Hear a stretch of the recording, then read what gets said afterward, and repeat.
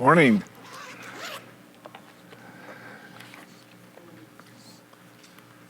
It's good to see everybody here today. Is this pink phone mine or yours?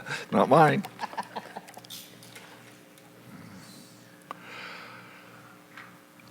It's a gorgeous morning today. Finally, the weather's changed. Fall is coming on Wednesday. God is good.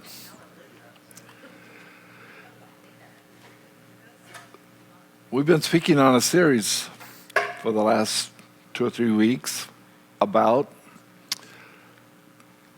things that matter to our kids, things that we need to be able to explain to our kids. We can't leave it all to another person. We, as parents, we have to step up. And that's very true about some of the issues we're facing today. And so we've been talking about some of the current cultural issues that are part of this cultural war that we're engaged in. But this morning, I want to take a step back, if you will indulge me, and speak in broader terms about education and some of the possible benefits of education, certainly, and some of the pitfalls. I spent the last 30 years of my career in education, mostly in higher education, colleges and universities. And I realized that education and learning are not the same.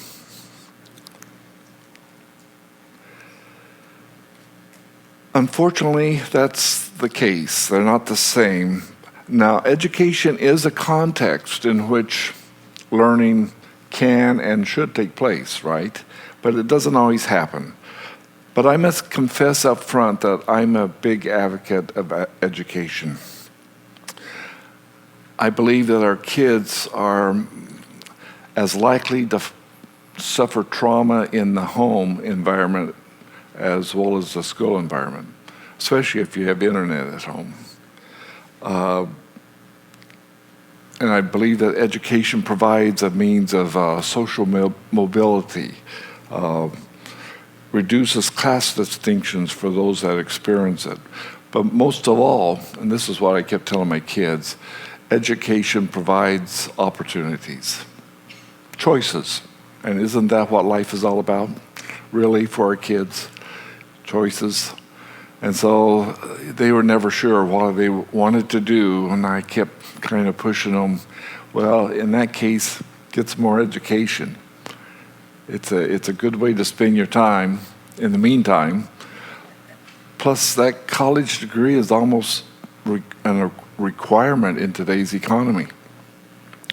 So, I better put some glasses on so I can see. I was wondering, why is everything so fuzzy? I may have a lot of education, but ask my wife.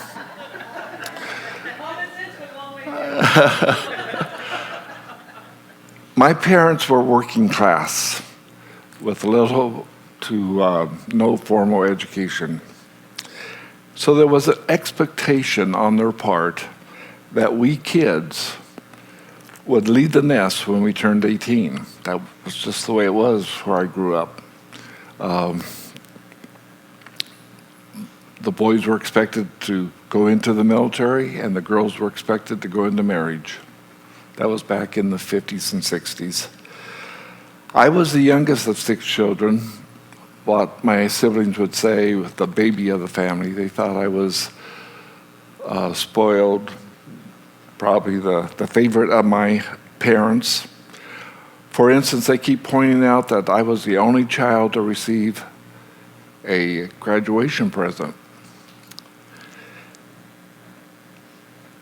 However, this present was not a coat of many colors as I had hoped. It was a suitcase.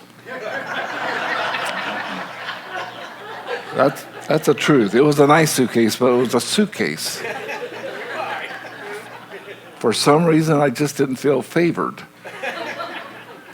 I think they were somewhat afraid that since I was the last, I might be the last. I mean, I might be there forever.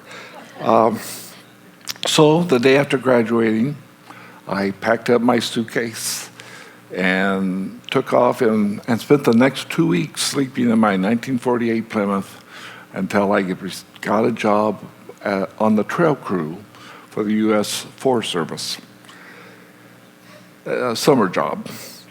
Now, I'm not sure what your expectations for your kids are today. I suspect it's somewhat different than my parents'. It's a different time, a different age. And so I would suspect that your plans for your kids probably include college. So today I'm just maybe speaking to those parents with older children. But until they get to that point of graduation, parents have a huge responsibility, don't we? At birth, the human brain only weighs 25% of its eventual adult weight, 25%. Other primates, when they are born, they're born with a brain that weighs about 60% of their eventual weight. That means they mature physically and socially much faster than we do. But think of that, fully 3/4 of the human brain forms outside of the womb in direct relationship with the surrounding environment. Dependent on input from that environment, and many times it's competing voices. So it's largely up to parents to decide on what environment to expose them to. And this includes family, friends, schools, churches. And we often chose our church based on the kids program, not on the adult program. Meaning is not given to us ready-made, but it's an ongoing process. It's an active construction by the human mind with the help of cultural resources. So far from being a passive storage device like a floppy disk, maybe that's out of date. But the human brain is a adaptive, opportunistic information processor that transforms its input into patterns. So what kind of input is it being exposed to? Learning is a natural desire of every child. I'm convinced of that. In fact, when I was dean of the School of Professional Studies at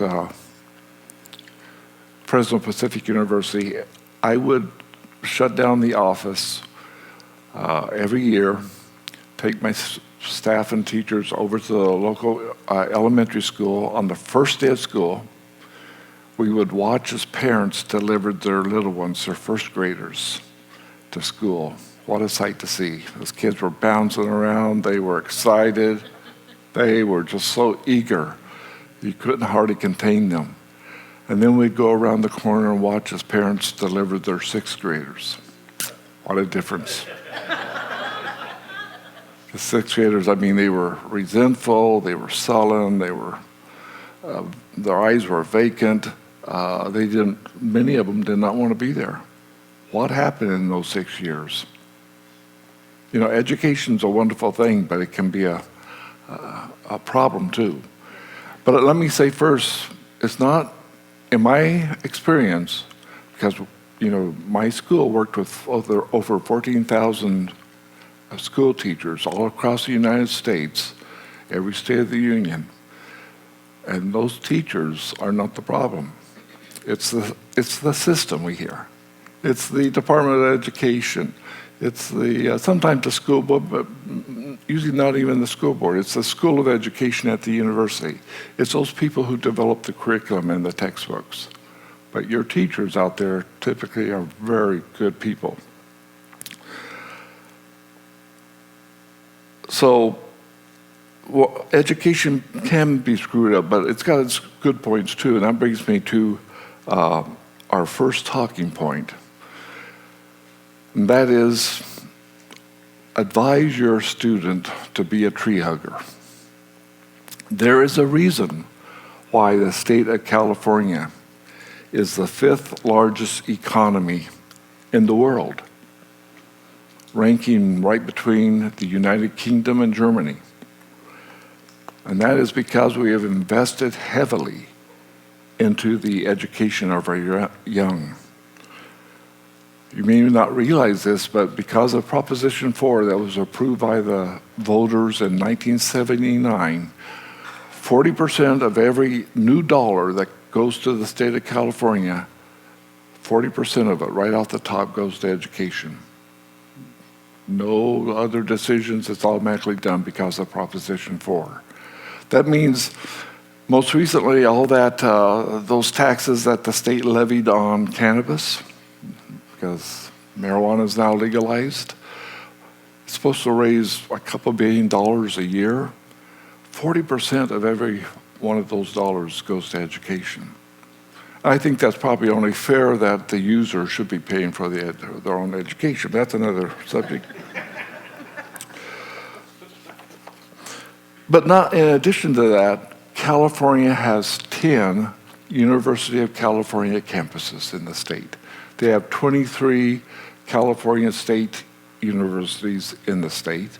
They have 116 community colleges in the state.